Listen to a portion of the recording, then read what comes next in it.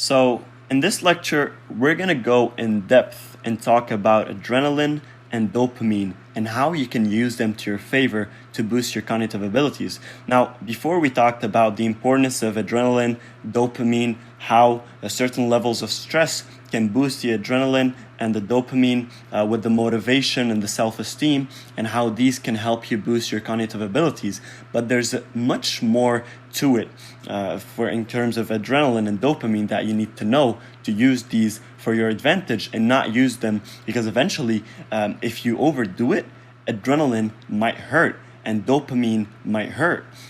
And as we talked before, for example, if there's a certain thing that you want to start with and you start talking about it and emphasizing what you're going to do and talking about it a lot, then your mind can't actually get the difference between reality and imagination. And once you start talking about it more and more and more, what's happening is you're getting a dopamine rush inside your brain. That's why people love talking about themselves, because it gives a dopamine rush, because it's raising their self-esteem and their confidence, boosting the dopamine. And in this way, dopamine is not helping you. In the contrary, it's standing between you and your schedule, finishing the task that you have and managing your time properly. So, what do they have in common? When I'm saying what do they have in common, of course, I'm talking about successful people. One thing all successful people have in common is that they're always on the go. You can see them rushing all the time. What is causing that feeling is adrenaline, and the more you have it, the more pressured you feel into taking action. So, of course, we want to talk about how you can harness this power of adrenaline without overdoing it. So, you guys probably heard about stimulants. There are a lot of different stimulants out there in the world, whether it's medication, whether it's coffee, whether it's certain foods.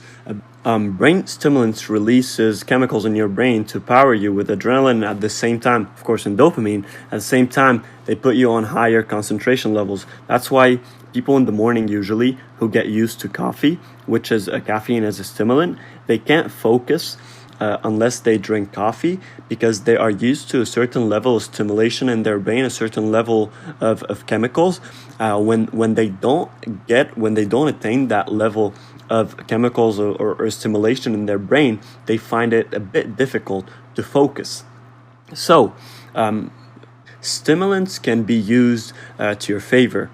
However, as we said before, you can't abuse the adrenaline. If you drink too much coffee, you're going to be shaking, like you won't be able to focus. You're going to be fidgeting. And you know, a lot of people who drink, for example, a lot of coffee or a Red Bull, whatever, they become so agitated that they just can't focus. And then you won't have higher concentration. On the contrary, your concentration will be gone.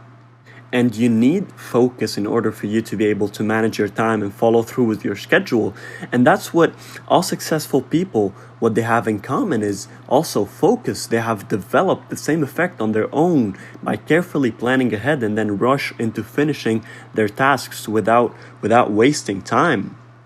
In an interview with Bill Gates and Warren Buffett, they were both sitting $170 billion in one picture, and the reporter asked them a question: what's the key to your success? And they said one thing. They both agreed on one thing: laser focus. If you're not focused, you can't do anything. So, of course, we talked before about a certain level of adrenaline that can help you and boost your cognitive behavior and abilities, certain level of dopamine that can also boost your motivation and your willpower and help you concentrate more. So focusing is one of the most essential things that you need. And there are a lot of different ways for you to be able to harness your focus. As we said before, we talked about medication.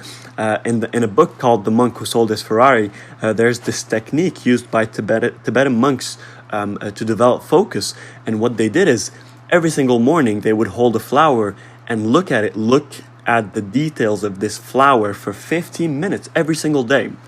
And what that does is it develops discipline, because focus it demands discipline. And when you do that, when you sit down and you just watch it for 15 minutes, you sit down and just notice the details of anything, you focus on it for 15 minutes without getting distracted, you are developing your focus, you're working on your focus, and you're becoming more and more focused bit by bit. When we talked about the scientific approach of adrenaline and dopamine, remember we said that thoughts can also boost your adrenaline, right? So thoughts over feelings, because sometimes feelings and emotions they can cause a lot of disturbance for your state, whatever. If you're focused and you have news and you start feeling angry, for example, that will not help you concentrate. Of course, we can't always prevent these things from happening. Sometimes you're gonna have some bad news and you're not going to feel really good, or you're not going to feel as focused afterwards, because your thoughts are hazy and you can't focus properly. So don't talk about whatever you want to do, because then you're going to have feelings of success and feelings of euphoria and feelings of happiness that are fake. They are fake feelings. You're tricking your mind into these feelings in a negative way. You're not even tricking your mind to use it in a positive way, like thinking about things that motivate you. You are experiencing and going into thoughts that generate fake feelings, and that will hurt, as we talked about before.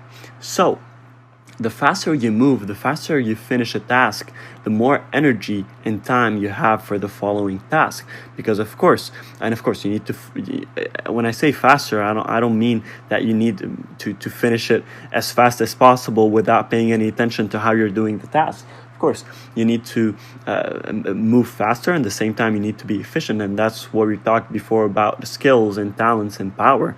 So what's meant by moving fast is not talking about what you have to do for an hour, but doing it, showing instead of talking. That will give you a boost. When you talk about something for an hour, you get these fake feelings and fake thoughts, which will eventually put you down. But if you spend this hour executing, you actually have something concrete to talk about, and that will help you in the meantime and in the long run.